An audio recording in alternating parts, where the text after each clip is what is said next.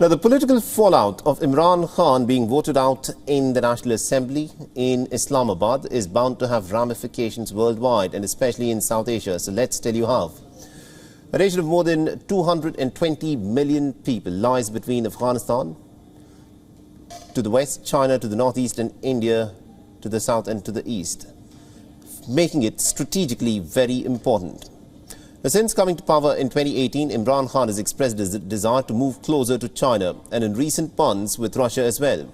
But on its western borders, Islamabad has a pretty big headache. With the Taliban having stormed to power in Kabul, Islamabad was the first one to openly welcome them.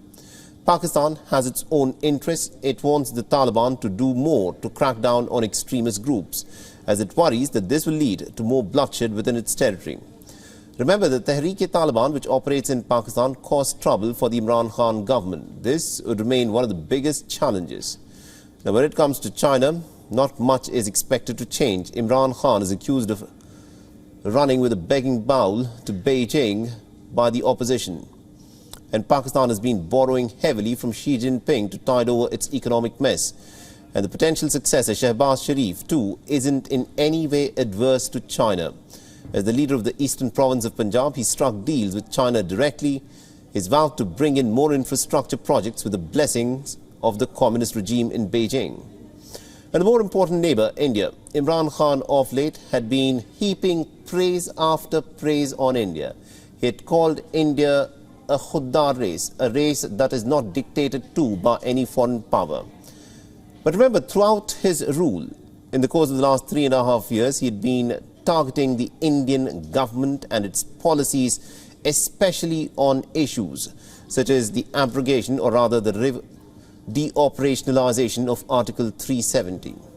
In recent years, there has been zero diplomatic contact between New Delhi and Islamabad. And with the potential change of guard, not just Indians and Pakistanis, but the world would of course be watching very cautiously if there is a renewed effort at dialogue between New Delhi and Islamabad.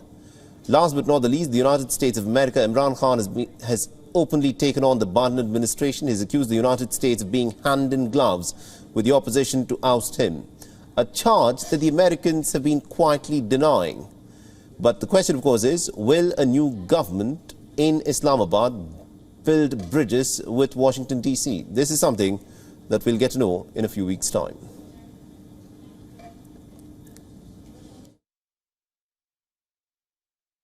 WION is now available in your country. Download the app now and get all the news on the move.